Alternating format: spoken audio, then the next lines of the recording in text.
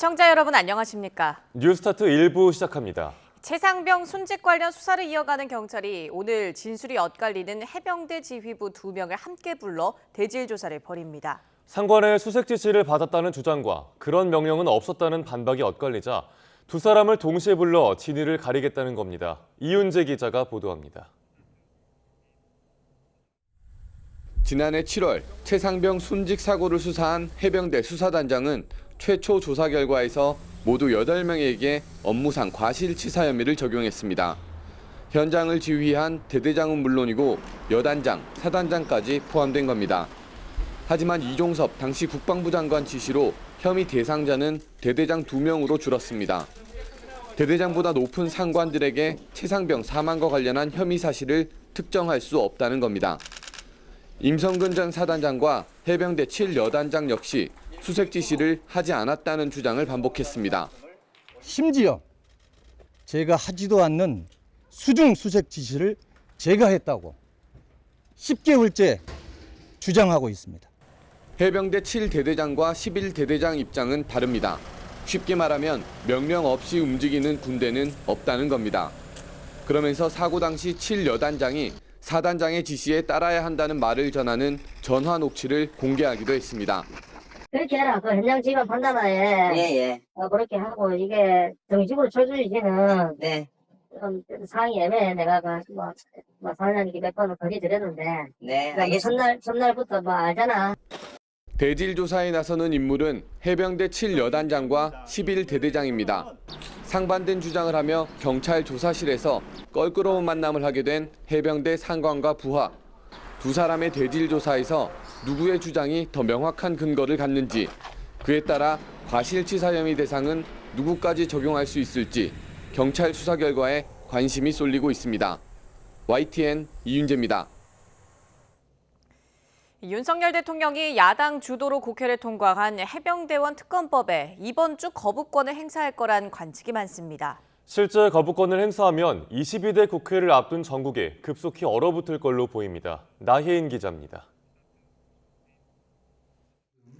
윤석열 대통령이 해병대원 특검법에 거부권을 행사한다면 시기는 정례 국무회의가 열리는 오는 21일이 유력해 보입니다. 거부권 행사 여부는 국회를 통과한 법안이 정부로 넘어온 지 15일 안에 정해야 하는데 특검법은 지난 7일 이송돼 오는 22일이 기한입니다. 윤 대통령은 취임 2주년 기자회견에서 현재로선 특검을 수용할 수 없다는 뜻을 분명히 밝혔습니다.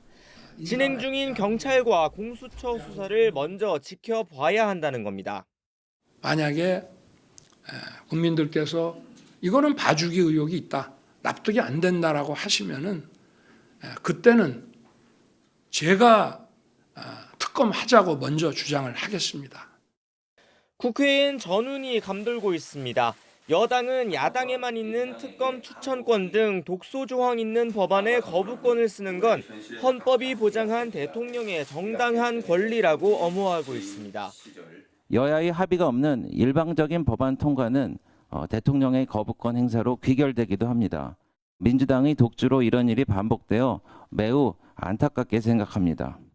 야권은 본격 여론전에 나섰습니다. 취임 이후 10번째 거부권 행사는 전국을 최악으로 몰고 갈 핵폭탄이라며 국회 앞 천막농성에 더해 대통령실 앞 공동 기자회견을 예고했습니다. 대통령은 최명 특검 즉각 수용하라! 수용하라! 최근 검찰 간부 인사 등에서 나타난 윤 대통령 태도는 여전히 총선 민심에 역행하고 있다며 여당의 동참도 촉구하고 있습니다. 끝까지 민심의 경고를 무시하고 거부권을 남용한다면 반드시 그 책임을 져야 할 것임을 다시 한번 분명히 경고합니다. 여야 대치가 격해지면 다가올 22대 국회 원구성 협상엔 차질이 불가피할 전망입니다. 법사위, 운영위 등 핵심 상임위원장 자리를 두고 벌어지는 여야 신경전이 전면전 양상으로 번질 수 있습니다. 특검법 때문에 많이 지금 긴장되고 있는 상황인데 대통령께 수용 건의하는 게 민심을 받드는 길 아닌가. 갑자기 훅 들어오고 또 제가 제 견해를 이야기하고 하면은 우리가 더 이상 대화를 못하지 않겠습니까? 거부권 정국이 재현되면 야당은 오는 28일 21대 국회 마지막 본회의를 열어 재표결 절차를 밟는다는 계획입니다. 곧이어 시작될 22대 국회 역시 특검 정국으로 문을 열 가능성이 커지고 있습니다. YTN 나현입니다. 각종 특검법을 고리로 대여 강경 기조를 이어가는 범야권이 대통령 거부권 제한과 4년 중임제 등 개헌안 논의에도 불을 지피고 있습니다. 개헌 이슈를 대정부 압박 카드로 활용하겠다는 전략도 엿보이는데 여당은 삼권 분립을 약속한 헌법과 배치된다고 반발하면서도 여론의 추이를 지켜보는 분위기입니다. 박광일 기자가 보도합니다. 22대 국회의 첫 임무로서 대통령의 권한남용 제한과 무당적화를 원포인트 개헌으로 제안하고자 합니다. 범야권이 꺼내든 22대 국회 개헌 카드, 대통령 거부권 제한 등 제왕적 대통령제의 폐해 근절을 위한 권한 축소를 명분으로 내세웠습니다. 여기에 현행 대통령 5년 단임제를 4년 중임제로 손보자는 임기 관련 내용은 뜨거운 화두로 떠올랐습니다. 재선 기회가 없는 만큼 대통령의 정치적 책임성이 결여되고 조급한 성과주의를 부른다는 점을 야권은 부각합니다. 하지만 정치적 부담이 큰 탄핵 대신 개헌 논의를 통한 실질적 임기 단축을 노리는 것 아니냐는 관측도 제기됩니다. 명예롭게 자신의 임기를 단축하는 데 동의하시고 개헌에 동의하신다면 지금까지 국정 운영의 실패, 비리, 무능, 무책임에도 불구하고 기여한 대통령으로 역사에 남을 것이라 생각합니다. 범야권 192석이라는 대통령 직선제 이후 가장 극단적 여소야대 정국 속에 여당에서 8표 이탈표만 나오면 개헌안 국회 통과가 가능합니다. 3년 임기가 남았지만 대통령 지지율이 30% 전후 박스권을 맴도는 점, 최상병 특검법 수용을 고리로 한 야권의 공세가 거세지는 상황 등이 개헌 논의에 복합적 함수로 작용한다는 분석도 나옵니다. 여당은 22대 국회 개원 뒤 논의해야 한다는 신중론이 지배적인 가운데 사안별 대응에도 나섰습니다. 특히 대통령 거부권 제한 요구에는 반헌법적인 독재적 발상이라고 강하게 반발했습니다. 대통령 거부권은 삼권 분립 원칙의 핵심 중의 핵심입니다. 거부권을 제한한다는 것은 헌법을 부정하는 발상입니다. 함께 정책 경쟁에 나서 주시기를 당부드립니다. 또 현실적으로 여소야대 정국을 피할 수 없는 상황에서 야권발 개헌론에 일방적으로 끌려가지 않겠다는 뜻도 분명히 했습니다. 5.18 정신 헌법 전문 수록 찬성 등을 부각했고 개헌 반대가 아닌 정쟁 수단으로 악용되는 점을 우려하는 거라고 강조한 겁니다. 우리 국민에게 딱 맞는 옷을 이렇게 맞추겠다는 의미에서 개헌 자체는 저는 두려워하거나 그럴 필요 없다고 보는데 여야 협치로 입법을 할 때에는 거부권 행사 얘기가 안 나오죠. 개헌안은 국회의원 제적 3분의 2 찬성이라는 본회의 문턱을 넘더라도 국민투표에서 과반 투표, 투표자 과반 찬성이라는 절차가 남아 있습니다. 범야권 일각에선 복잡한 개헌 절차도 이번 기회에 손봐야 한다는 주장까지 나오는 가운데 개헌 논의가 각종 현안 논의를 잠재울 태풍의 눈이 될 수 있다는 전망이 적지 않습니다. YTN 박광렬입니다. 올해로 44번째 5.18 민주화운동 기념일을 맞아 국립 5.18 민주묘지에서 정부가 주관하는 기념식이 열렸습니다. 기념식에는 윤석열 대통령과 5.18 유공자, 유족, 각계 대표를 포함해 2,500여 명이 참석한 가운데 5월 희망이 꽃피다라는 주제로 진행됐습니다. 기념식은 참석자가 함께 손을 맞잡고 임을 위한 행진곡을 제창하는 것으로 마무리됐습니다. 윤 대통령은 3년 연속 5.18 민주화운동 기념식에 참석했는데요. 풍요로운 미래로 나아가는 것이 광주의 희생에 진심으로 보답하는 길이라고 강조했습니다. 권남기 기자입니다. 국립 5.18 민주묘지를 찾은 윤석열 대통령이 정문인 민주의 문을 지납니다. 44년 전 5월 가족을 잃은 유가족들, 앳된 얼굴의 5.18 유공자 후손들과 손을 맞잡았습니다. 방명록엔 우리의 자유와 번영, 미래를 이끈 5월 정신이라고 적었습니다.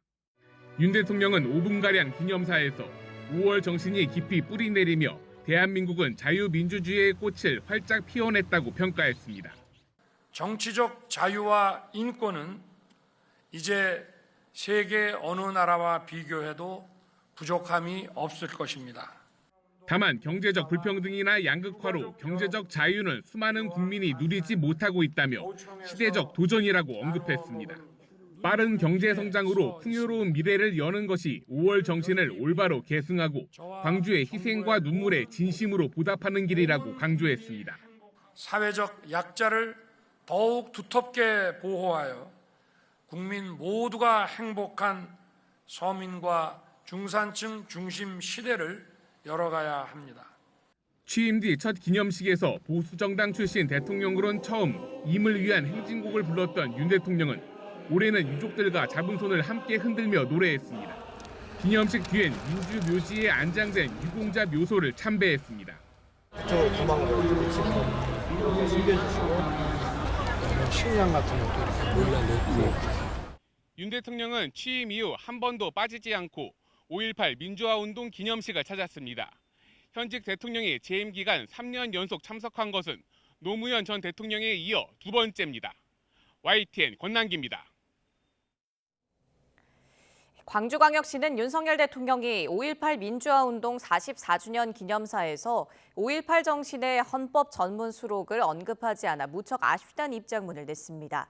광주광역시 대변인은 대통령이 3년 연속 기념식에 참석해 감사하지만 정작 국민이 듣고 싶어 했던 5.18 정신의 헌법 전문 수록은 빠졌다고 밝혔습니다. 광주시는 대통령이 언급한 대로 대한민국 자유와 번영의 토대인 5.18은 이제 한 걸음 더 나아가야 하며 이는 헌법 전문 수록이라고 강조했습니다. 앞서 광주광역시의회 5.18 특별위원회 위원 8명은 윤 대통령이 기념사를 할 때 헌법 전문 수록을 촉구하는 기습 시위를 벌였습니다. 이에 대해 대통령실은 개헌 시 수록돼야 한다는 입장에 변함이 없다고 밝혔습니다. 대통령실 고위 관계자는 YTN과 통화에서 윤 대통령의 공약이기도 한 만큼 국민적 합의와 국회 수기 등을 통해 개헌이 이뤄질 경우 헌법 전문에 5.18 정신을 수록해야 한다는 기존 입장에서 변한 건 없다고 말했습니다. 그러면서도 5.18 정신 전문 수록만을 위한 개헌은 문제가 있다고 덧붙였습니다. 더불어민주당 이재명 대표는 윤 대통령을 향해 대선 공약이었던 5.18 정신의 헌법 전문 수록 약속을 이행하라고 촉구했습니다. 이 대표는 제44주년 5.18 기념식 참석 후 기자회견에서 국민 주권을 위임받는 대신에 한 약속을 지키지 않는 건 사기죄보다도 더 엄중한 범죄 행위라며 이같이 밝혔습니다. 이 대표는 호남 당원 행사에 참석해선 5.18 정신의 헌법 전문 수록을 위해 원포인트 개헌을 꼭 해내자고 말했습니다. 국민의힘 황우여 비상대책위원장은 5.18 정신의 헌법 전문 수록을 위한 원포인트 개헌이 거론되는 것을 두고 모든 걸 녹여내는 제대로 된 헌법 개정이 필요하다고 밝혔습니다. 황 위원장은 광주 김대중 컨벤션센터에서 기자들과 만나 헌법 전문만 수정하는 것으로는 아쉬움이 해소될까 싶다며 이같이 말했습니다. 이어 현재 국회와 정부가 부딪히면 해결할 방법이 대통령 거부권과 국회 재의결밖에 없는데 갈등을 녹이고 양극화를 막는 효율적인 헌법을 갖췄으면 싶다고 덧붙였습니다.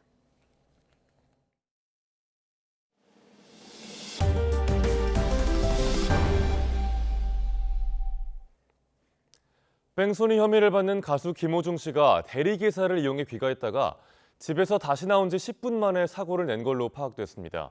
YTN이 확보한 영상을 보면 김 씨는 거주지를 떠나기 전 누군가와 통화를 하기도 했습니다. 유서연 기자가 보도합니다. 지난 9일 밤 11시 15분쯤 김호중 씨의 자택으로 검은 승용차가 들어갑니다.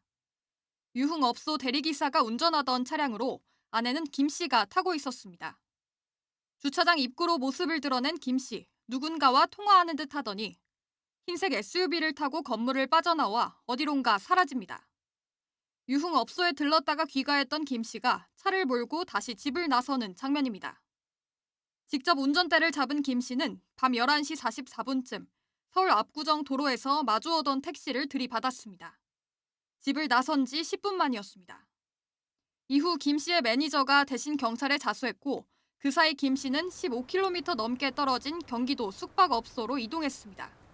급하게 예약하셨죠? 예약하시자마자 오셨습니까? 한 10분 만에 온 거예요? 아니면 거의 그 정도.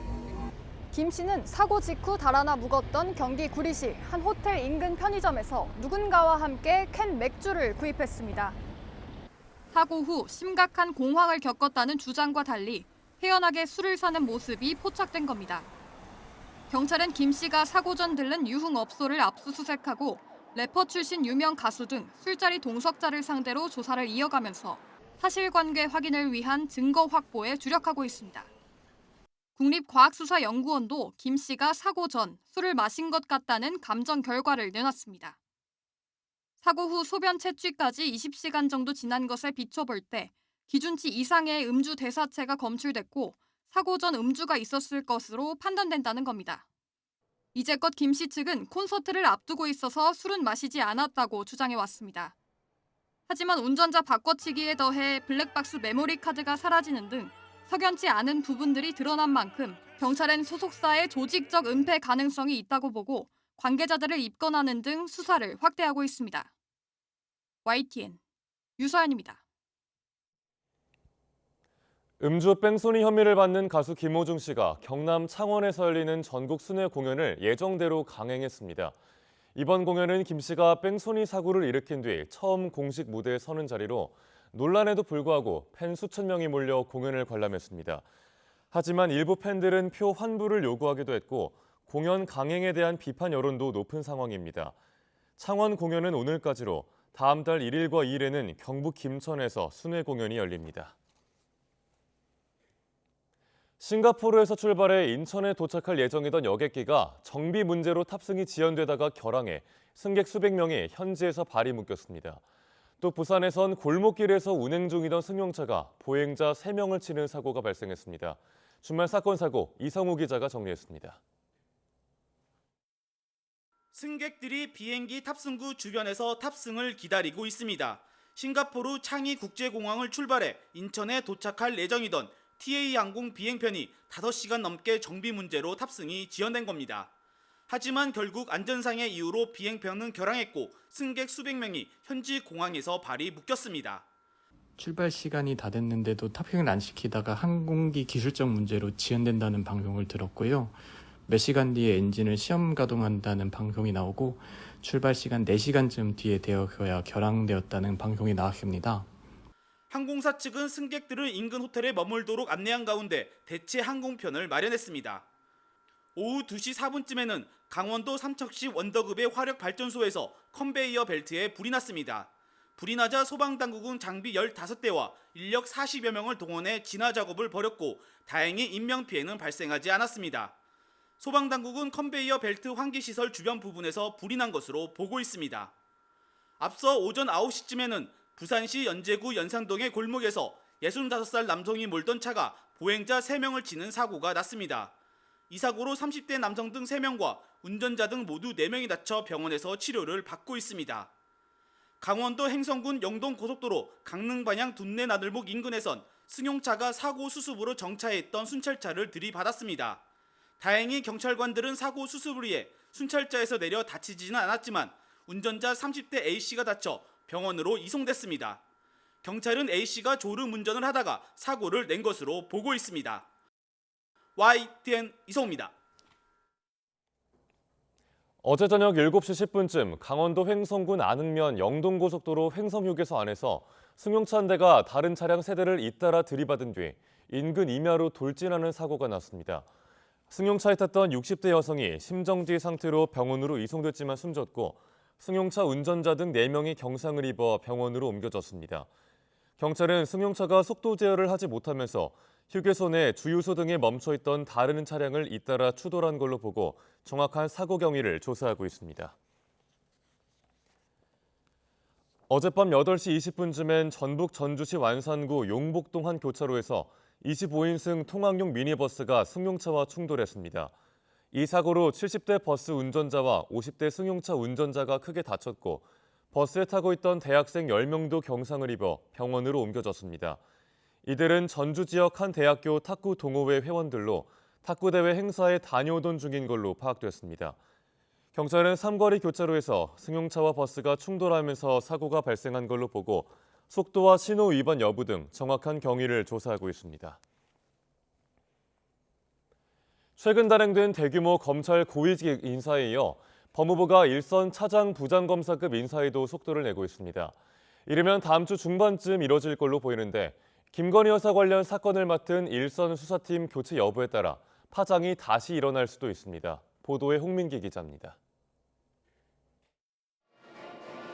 지난 13일 검찰 고위직 인사를 전격적으로 단행한 법무부가 후속 인사에도 속도를 내고 있습니다. 대상은 일선 검찰청의 중간 간부급 차장 부장검사들로 실제 수사를 직접 담당하는 자리입니다. 고위직 인사가 큰 폭으로 이뤄지며 주요 보직 곳곳에 공석이 생기면서 박성재 법무부 장관은 후속 인사를 서두르라고 지시한 것으로 전해졌습니다. 중앙 1, 2, 3, 4차장이 동시에 비어 있기 때문에 그 중앙지검의 지휘를 위해서 그 후속 인사는 최대한 빨리 해서 그 공백이 생기지 않도록 할 생각입니다. 법무부는 승진 대상자들에게 인사에 필요한 검증 자료 제출을 요구했고 희망 근무지도 취합을 마쳤습니다. 중간 간부 인사가 조만간 발표될 것으로 보이는 가운데 주목되는 건 주요 사건들을 맡은 일선 수사팀의 교체 여부입니다. 현재 김건희 여사의 명품 가방 수수 의혹은 서울중앙지검 1차장과 형사 1부장, 도이치모터스 주가 조작 의혹은 4차장과 반부패 수사 2부장이 맡고 있습니다. 쌍방울 대북 송금 의혹과 문재인 전 대통령 옛 사위의 특혜 채용 의혹도 수사팀 교체가 이뤄질지 지켜봐야 할 부분입니다. 서울중앙지검 일선 차장검사 자리에는 엄희준 대검찰청 반부패 기획관, 박승환 법무부 정책기획단장, 이희동 대검 공공수사기획관, 윤병준 의정부지검 차장검사 등이 거론됩니다. 앞서 이원석 검찰총장은 고위직 인사 이후 누가 검사장으로 오더라도 수사팀과 뜻을 모을 거라며 수사팀을 믿는다고 말하면서도 사전에 충분히 조율됐느냐는 질문엔 불편한 심경을 내비쳤습니다.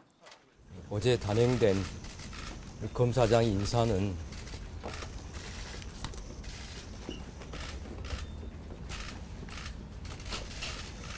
제가 이에 대해서 더 말씀드리지 않겠습니다. 인사를 둘러싼 검찰총장과 법무부의 미묘한 긴장 속에 후속 인사 결과에 검찰 안팎의 관심이 쏠리고 있습니다. YTN 홍민기입니다.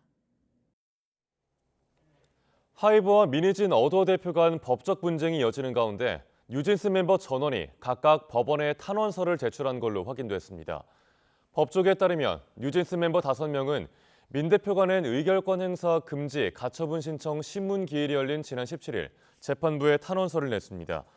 탄원서의 구체적인 내용은 알려지지 않았지만 멤버들이 이번 경영권 분쟁 사태와 관련해 공식적인 목소리를 낸 건 이번이 처음입니다. 러시아가 일주일이 넘게 우크라이나 하르키우에 대한 대규모 지상전을 이어가고 있습니다. 러시아의 하르키우 대공세를 두고 다양한 분석들이 나오는데요. 러시아의 속내를 권영희 기자가 전해드립니다. 러시아의 공습으로 하르키우 곳곳에서 검은 연기가 피어오릅니다. 며칠 전엔 전쟁이 시작된 이후 가장 긴 16시간 동안 공습 경보가 울리기도 했습니다. Дуже прикро на це все дивитися, бо наше дитинство, моє дитинство запам'ятається мені вибухами, обстрілами. Ну це не дуже файно. це дуже 러시아군은 지난 10일 하르키우에서 지상전을 개시한 이후 점령지를 넓혀가고 있습니다. 일주일 동안 하르키우를 둘러싼 채 10km 이상 진군했습니다. В течение недели подразделения группировки «Востсевер» в результате активных действий освободили 12 населенных пунктов в Харьковской области. 러시아의 하르키우 대공세는 여러 가지 의미가 있습니다. 우크라이나는 하르키우를 기반으로 러시아 본토에 대한 공습을 감행해 왔는데 이를 저지할 수 있습니다.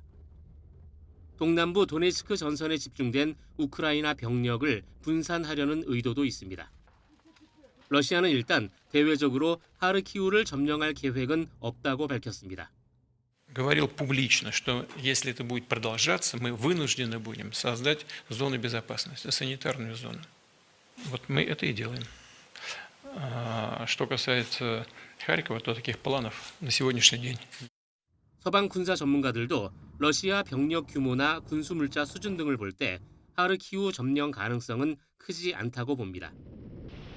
그러나 언제든 우크라이나 제2의 도시 하르키우를 점령해 본토 추가 공격과 산업시설 타격 등을 위한 전환점으로 삼을 수도 있습니다. 만 2년을 넘어선 우크라이나 전쟁이 하르키우 전선에서 분수령을 맡고 있습니다. YTN 권영입니다. 이런 가운데 하르키우 지역에서 주민들이 10,000명 가까이 대피한 것으로 나타났습니다. 하르키우 주지사는 현지 시간 18일 오전 성명을 통해 현재까지 하르키우 주민 총 9,907명이 대피한 것으로 집계됐다고 밝혔습니다. 전날 저녁에도 러시아군 포격이 이어지면서 3명이 숨지고 유치원 건물이 파손되는 등 피해가 잇따랐다고 주지사는 설명했습니다. 볼로디미르 젤렌스키 우크라이나 대통령이 프랑스 파리올림픽 기간 휴전 제한에 대해 러시아에만 유리한 일이라며 거부했습니다. 젤렌스키 대통령은 현지 시간 17일 AFP 통신과 인터뷰에서 휴전 기간에 러시아가 무기와 군대를 아무런 제지 없이 우크라이나 영토로 들어올 위험이 있다며 이같이 밝혔습니다. 앞서 에마뉘엘 마크롱 프랑스 대통령과 시진핑 중국 국가주석은 오는 7월 개막하는 파리올림픽 기간에 휴전할 것을 러시아와 우크라이나에 공동 제안했습니다. 이와 관련해 중국을 국빈 방문 중인 블라디미르 푸틴 러시아 대통령은 시진핑 주석과 정상회담에서 올림픽 휴전 문제를 논의했다고만 밝히고 휴전 이행 여부는 언급하지 않았습니다. 이스라엘군이 하마스의 마지막 거점으로 보고 있는 라파 동부 지역을 공격해 하마스 공작원 130여 명을 사살했다고 밝혔습니다.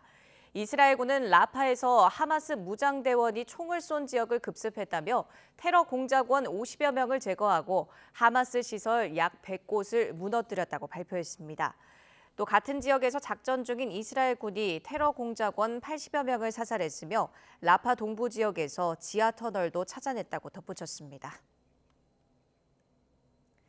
주한미군 주둔 비용 중 한국이 부담할 금액을 정하는 한미 간 새 방위비 분담 특별협정 2차 협상이 오는 21일부터 서울에서 열립니다. 과거 전례를 고려하면 분담금 인상은 불가피해 보이는데 물가 또는 국방비 상승률 적용 등 책정 기준이 주요 쟁점이 될 전망입니다. 조수연 기자가 보도합니다. 한미가 오는 21일부터 사흘간 서울에서 제12차 방위비 분담 특별협정 체결을 위한 2차 회의를 개최합니다. 우리 측에서는 이태우 외교부 방위비 분담 협상 대표가, 미국 측에서는 린다 스펙트 국무부 선임 보좌관이 각각 대표로 참석합니다. 외교부는 주한미군의 안정적 주둔과 한미 연합방위 태세 강화를 위한 우리의 방위비 분담이 합리적 수준에서 이루어져야 한다는 입장으로 협의를 진행한다는 방침입니다. 주한미국 대사관은 이번 협의가 영내 평화 안보 번영의 핵심 축인 한미 동맹의 지속적인 역동성을 강조하는 계기가 될 것이라고 밝혔습니다. 또 한국이 내는 비용 대부분이 국내에서 소비된다고 강조했는데 추가 인상의 명분을 쌓는 의미로 해석됩니다. 한미 양측은 지난달 미국 하와이에서 첫 회의를 열고 서로의 기본 입장을 확인했습니다. 이제부터는 분담금 인상을 물가 상승률 기준으로 책정할지, 국방비 증가율에 맞출지 등 핵심 쟁점을 놓고 협상을 구체화할 것으로 보입니다.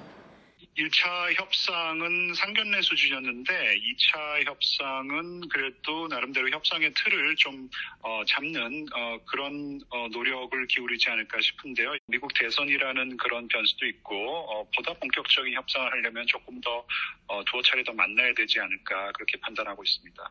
1991년부터 2021년까지 11차례의 협정이 체결됐는데 협상이 짧게는 6개월에서 길게는 1년 반 정도 걸리기도 했습니다. 우리의 방위비 분담금은 주한미군 감축으로 8.9% 삭감된 2005년 6차 협정을 제외하고 매년 증액돼 왔습니다. 한미는 현행 11차 협정을 통해 2021년 방위비 분담금을 전년보다 13.9% 오른 1조 1,833억 원으로 정했습니다. 이후 4년간 매년 국방비 인상률을 반영해 올리기로 했으며 협정 유효 기간은 내년 12월까지입니다. YTN 조수연입니다. 그제 25일 만에 미사일 도발에 나선 북한이 새로운 자치 유도 항법 체계를 도입한 전술 탄도미사일 시험 사격을 진행했다고 주장했습니다. 조선중앙통신은 김정은 위원장이 무기 시험을 참관했고 해당 시험을 통해 자치 유도 항법 체계의 정확성과 믿음성이 검증됐다며 이같이 보도했습니다. 합동참모본부는 북한이 원산 일대에서 발사한 미사일이 300여 킬로미터를 날아 동해상에 탄착했다고 밝혔는데 이와 관련해 북한이 기술 개발을 통해 사거리를 늘리고 대남 위협을 강화한 것이라는 해석이 나왔습니다. 북한은 김정은 위원장이 대륙간 탄도미사일 발사 차량을 생산하는 국방공업기업소를 찾아 핵무력을 급속히 강화하기 위한 생산 활동을 주저없이 가속화하라고 지시했다고 밝혔습니다. 북한 관영 매체인 조선중앙통신은 그제 김정은 국무위원장의 국방공업기업소 시찰 소식을 전하며 이같이 보도했습니다.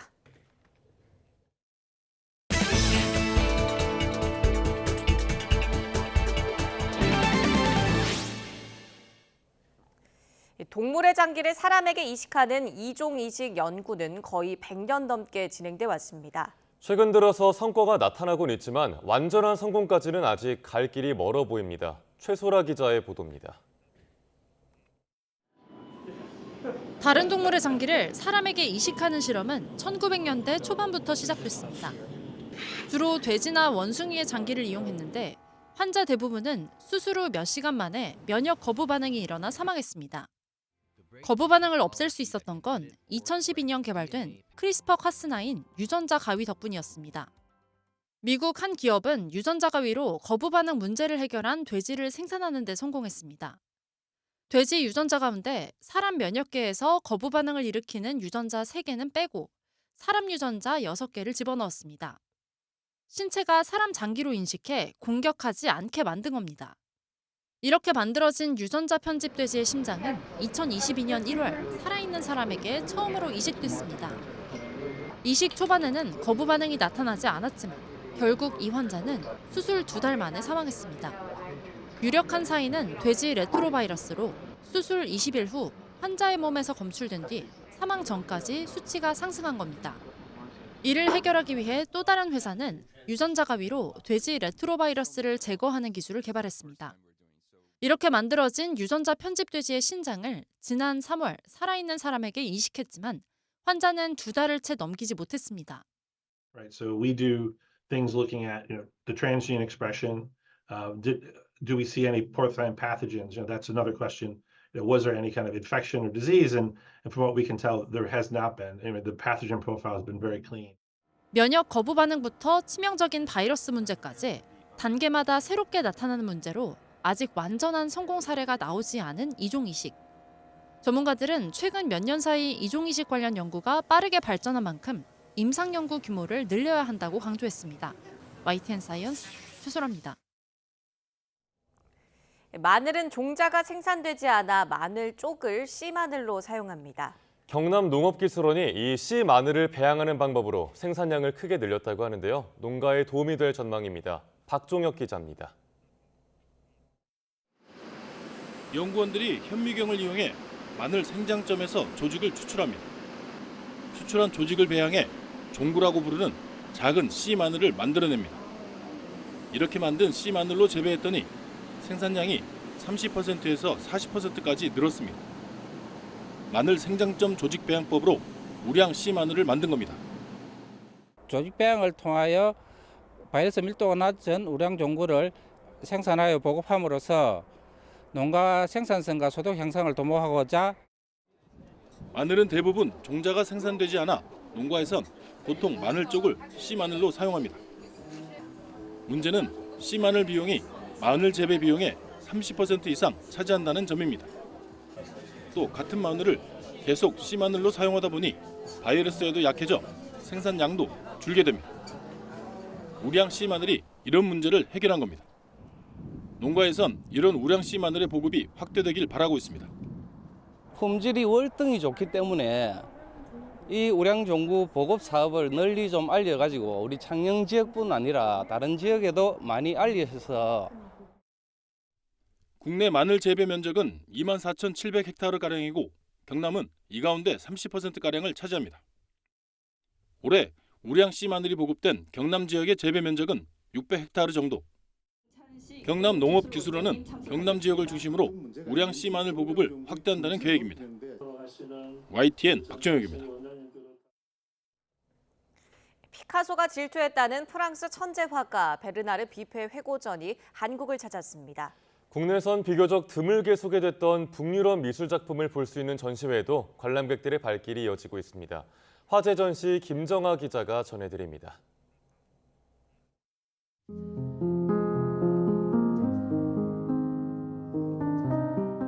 지옥에 떨어져 얼음에 갇힌 사람들.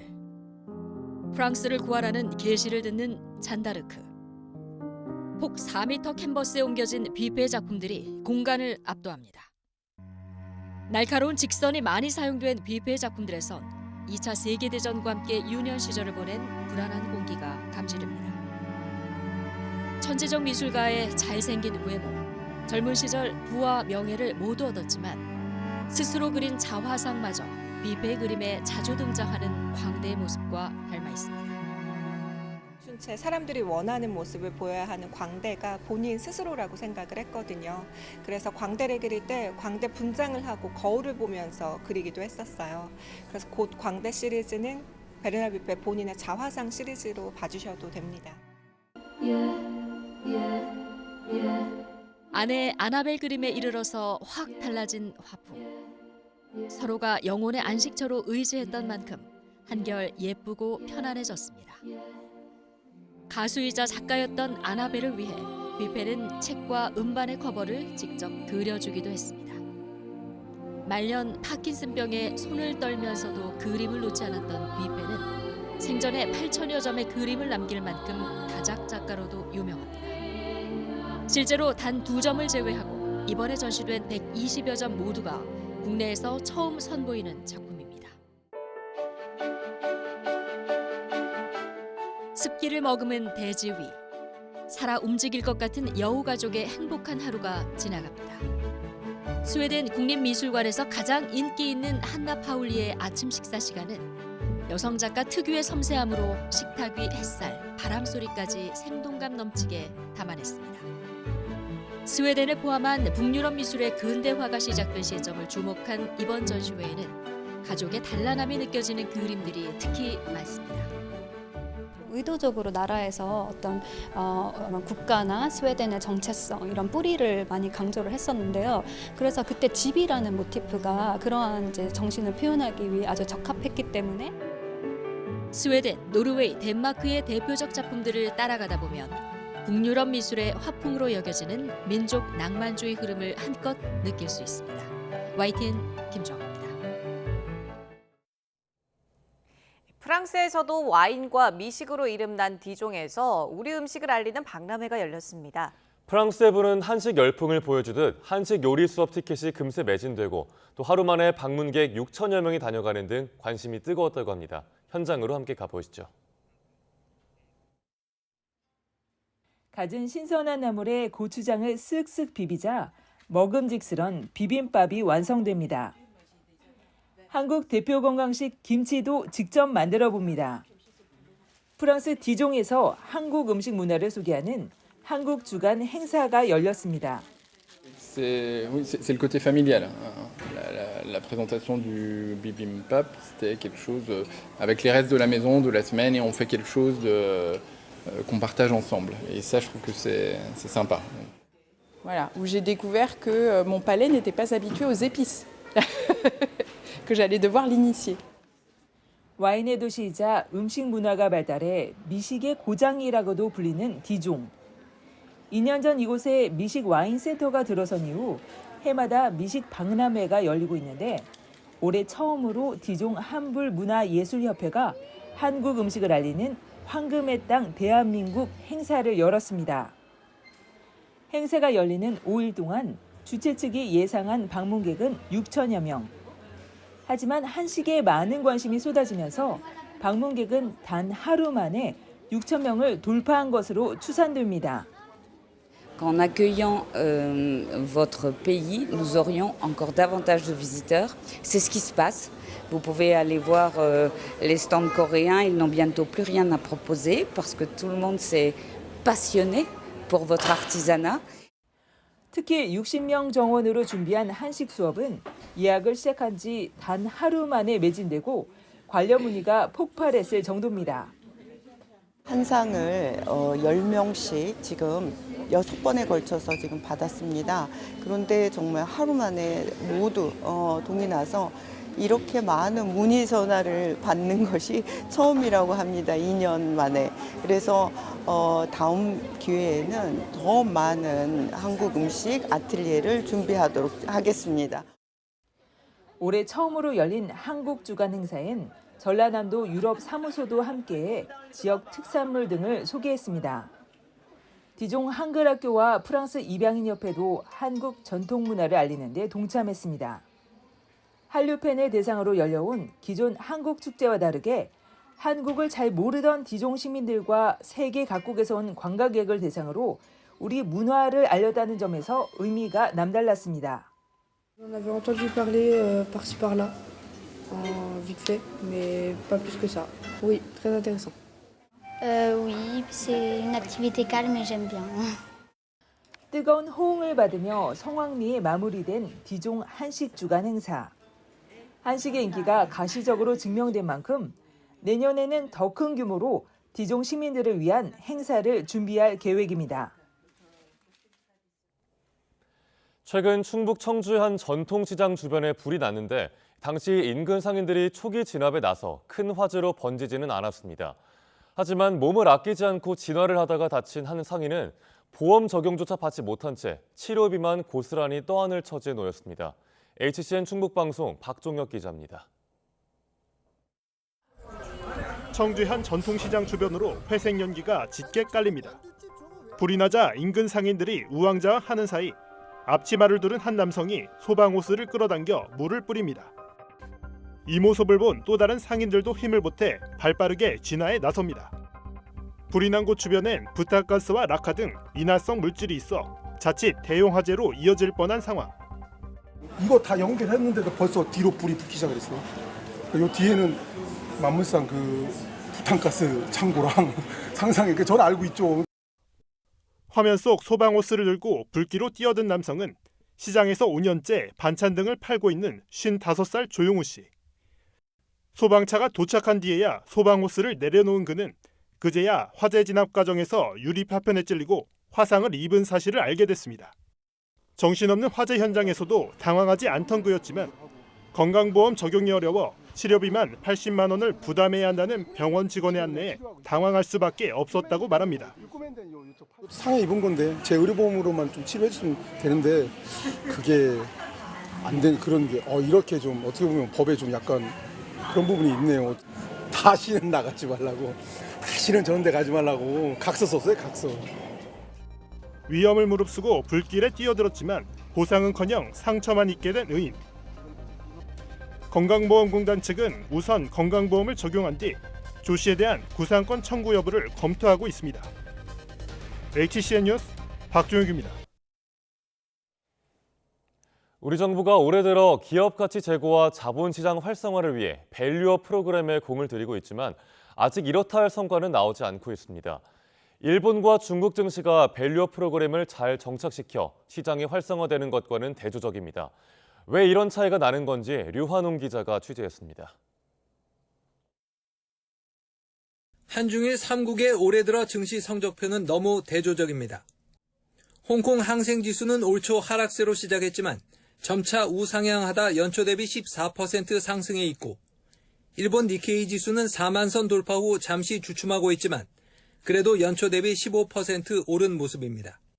시장에선 중국과 일본 정부가 그간 신국 구조와 이토 보고서 등 밸류업 프로그램에 공들인 결과가 가시화된 것으로 분석합니다. 중국은 배당 기준을 충족하지 못하면 대주주 주식 매각을 금지시켰고 일본은 기업 지배구조 보고서 제출과 공시를 의무화했고 상장 유지 조건도 대폭 강화했습니다. 중국과 일본 증시가 15%가량 성장하는 동안 우리 코스피는 올해 들어 상승과 하락을 반복하다 13일 기준으로 겨우 2% 올랐습니다. 우리 정부가 2월부터 밸류업 프로그램을 추진해 지난 2일 드디어 가이드라인을 발표했지만 시장은 실망감만 나타냈습니다. 기업 스스로 가치를 높일 수 있는 지표를 선정해 공시하도록 했지만 중국, 일본과 달리 기업 자율에 맡긴 점이 그 원인이었습니다. 윤석열 대통령도 이런 실망감을 고려해 계속 보강책을 내놓겠다고 밝혔습니다. 기업들의 협력을 먼저 유도해 나가는 방향으로 진행을 하지만 저희가 시장에서 기대하는 그러한 좀 강도 높은 정책들도 계속 펼쳐 나갈 것이기 때문에 이렇게 좀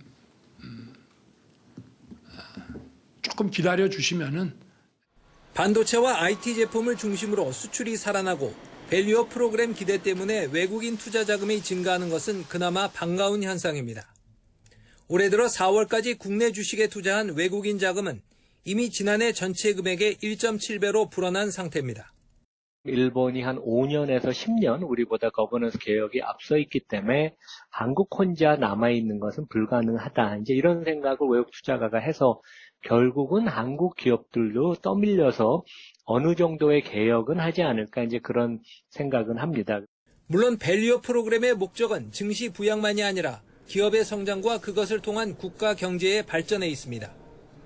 이를 위한 자사주 소각과 배당세 분리과세 등을 위한 국회의 입법 노력 또한 밸류업 프로그램 성패를 가름할 중요한 요소일 것입니다. YTN 유환홍입니다. 지난 한 주간 국내 주유소 휘발유와 경유 가격이 동반 하락했습니다. 한국석유공사에 따르면 지난주 전국 주유소 휘발유 평균 판매가는 지난주보다 리터당 8.9원 하락한 1,702.9원이었습니다. 2주 연속 하락세를 나타냈습니다. 경유 평균 판매가는 1,546.5원으로 14.3원 내리며 3주 연속 하락했습니다. 지난주 국제유가는 미국 연방준비제도의 고금리 장기화 기조와 미국 에너지정보청의 올해 유가 전망 하향 등 영향에 하락했습니다. 대한석유협회 관계자는 국제유가가 하락하고 원달러 환율도 소폭 하락해 당분간 휘발유와 경유 가격 모두 하락세를 보일 것이라고 내다봤습니다. 미국발 금리 인하 기대감에 국내 투자 자금이 대거 채권형 펀드로 유입됐습니다. 금융정보업체 FN가이드에 따르면 국내 채권형 펀드 설정액은 지난 16일 기준 50조 5천여억 원으로 일주일 전보다 2조 1천여억 원 늘었습니다. 반면 국내 주식형 펀드 설정액은 47조 2천여억 원으로 한 주 전보다 1천여억 원 줄었습니다. 채권형 펀드 설정액이 주식형 펀드를 3조 3천억여 원 웃돌았습니다. 러시아 법원이 이탈리아와 독일 은행들이 러시아에 보유한 약 1조 1천억 원 규모의 자산을 동결하도록 명령했다고 외신들이 전했습니다. 로이터 통신 등은 러시아 상트페테르부르크 중재법원이 4억 6,270만 유로, 우리 돈으로 약 6,817억 원에 이르는 증권과 부동산, 계좌 등 우니크레디트의 러시아 현지 자산을 압류했다고 보도했습니다. 도이체방크와 코메르츠방크에 대해서도 각각 압류 명령을 내렸는데 이 세 은행에 내려진 자산 압류 규모는 7억 5천만 유로, 약 1조 1,050억 원에 이릅니다.